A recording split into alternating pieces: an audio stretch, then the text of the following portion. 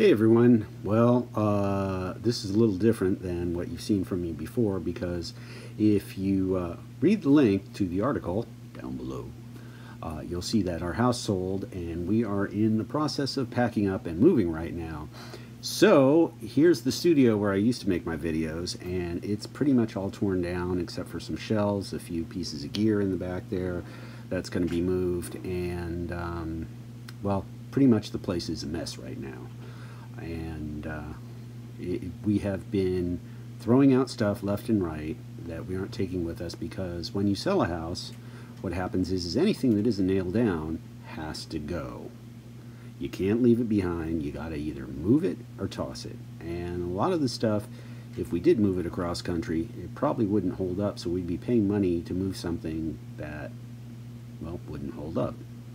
And actually, we got some guys from Junk King who helped us out, and they came and made one trip to take a bunch of stuff away. They filled the truck up. Our backyard is completely clear. We got rid of a bunch of old furniture, and here's a short clip of what it's like when you hire junk guys to take your stuff away.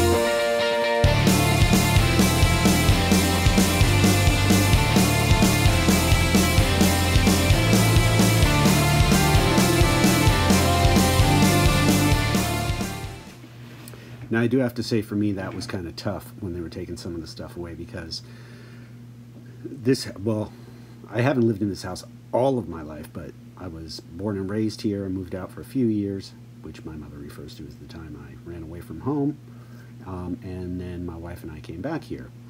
A lot of the stuff that went has just been sitting here untouched since before I was born. I mean, down in the studio here, there was a workbench that my dad had set up that hadn't moved ever. And when the guys took it out, we found out that it would fold up, actually. They actually thought they broke it when they were moving out. But, so the house now is pretty empty. Not completely empty, but we've got a lot of stuff packed away. We're kind of living down to as close to a bare minimum as we can, until the movers come and take our stuff, and then the Junk King guys are going to come back and take the rest of the stuff and empty out the house completely. Already there is there's a lot of echoes in the house when you walk around. It's a little weird. We're eating off of paper plates right now, and that's not so weird. I mean, I've done that one before, but it's kind of weird when, you know, you're eating out of containers and off of paper plates. It's like a step down even from being out on vacation. Now, when you sell a house, you have to be completely out of the house before you get your money for the house. So we're actually going to be spending a few days at a hotel down by the airport. It's got a really nice suite with 2 bedrooms. So probably the next time you hear from me, it's going to be to show you the suite that we're living in for a few days before we hop on the plane to fly back east. And actually, as of today, in 2 weeks, I will be in Western Massachusetts. Well, all of us will be in Western Massachusetts, so that's going to be a really interesting time because we actually, at this point, have no place to live there. And although there are several houses we've been looking at that look really nice, and as I said in the article, for what you get for a house in San Francisco, houses in Western Massachusetts cost about a quarter of what they do here. And they sit on the lists for like 6 to 8 months instead of 6 to 8 days. So frequently when they sell for less than their asking price. So you could even find houses for a fifth to a sixth of what they sell for here. And in most cases, they're bigger than what you find here. So this should be kind of interesting. You know, I've been thinking about things that I'm really going to miss after I'm gone, and I would say the biggest thing I'm going to miss that I just realized is I am never going to be able to see a sunset over the water again. The view from my house has a great view of the Pacific Ocean, and you know, I'm used to being able to look out and see the sunsets every day. Now we're going to be near the Connecticut River, so it is possible. I don't think the Connecticut River is really wide enough to actually go and watch a sunset over the river, but we might try it. You know, if we cross over into Amherst or Hadley, we'd be able to see it. Otherwise, we might be able to see sunrises if I really want to get up that early.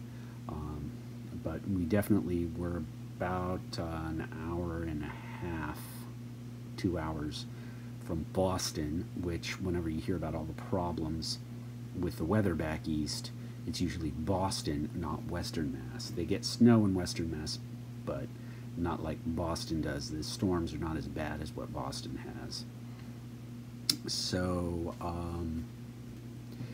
yeah, let me, you know, I was talking about missing the sunsets over the water, and let me leave you with this little video. I shot it today, and that's probably going to be the one thing that I miss the most. So next time you see me will probably be when we're out of here and down by the airport, and well, I'll talk to y'all soon.